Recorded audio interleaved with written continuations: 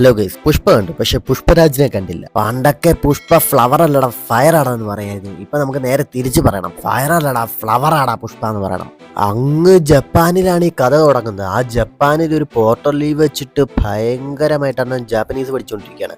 അവിടെ വെച്ചൊരു അതിഗംഭീര ഫൈറ്റ് ഉണ്ട്. പിന്നെല്ലാം ചരിത്രം, BGM ഒക്കെ തീ സംഭവമാണ്. പിന്നെ സ്ത്രീവേഷത്തിലുള്ള അണ്ണന്റെ ഒരു ഫൈറ്റ് അതിഗംഭീര, ഒന്നും പറയാനില്ല. പിന്നെ ഇത് അല്ലു അണ്ണനല്ല, സോറി മല്ലു അണ്ണനാന്ന് എടുത്തു പറയണം. പാട്ടിന്റെ വരികളൊക്കെ അതിഗംഭീരം, വയലാർ എഴുതുവോ ഇതുപോലൊക്കെ. ഈ സിനിമയുടെ വിഷ്വലൊക്കെ തീ സംഭവമാണ്, ഒരു രക്ഷയുമില്ല.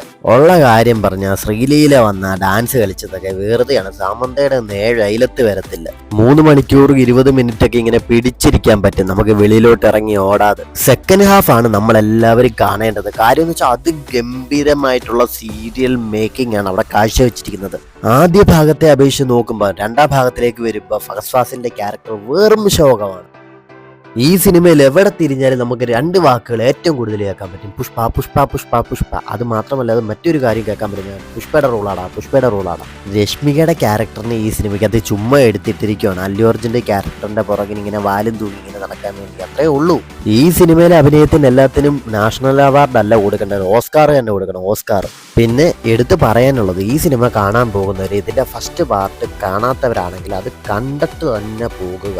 ഒരു പ്രാവശ്യമൊക്കെ തിയേറ്ററിൽ പോയി വേണമെങ്കിൽ കണ്ടിരിക്കാൻ പറ്റുന്ന ഒരു സിനിമയാണ് പുഷ്പ 2. ആദ്യ ഭാഗത്തെ അപേക്ഷിച്ച് നോക്കുമ്പോൾ ഈ രണ്ടാം ഭാഗം എനിക്ക് തീരെ ഇഷ്ടപ്പെട്ടിട്ടില്ല. ഈ വീഡിയോ നിങ്ങൾക്ക് ഇഷ്ടപ്പെടുവാണെങ്കിൽ നിങ്ങൾ ലൈക്ക് ചെയ്യാനും കമന്റ് ചെയ്യാനും ഷെയർ ചെയ്യാനും മറക്കരുത്. ചാനൽ സബ്സ്ക്രൈബ് ചെയ്യാത്തവരാണെങ്കിൽ ഒന്ന് സബ്സ്ക്രൈബ് ചെയ്യുക. തൊട്ടടുത്ത് തന്നാൽ ബെല്ലൈക്കൺ എനേബിൾ തൊക്കെ ഞാൻ ചെയ്യുന്ന ഓരോ വീഡിയോ നോട്ടിഫിക്കേഷൻ ലഭിക്കാനായിട്ട്. അപ്പോൾ അടുത്ത വീഡിയോ കാണുമ്പോഴേക്കും ബൈ.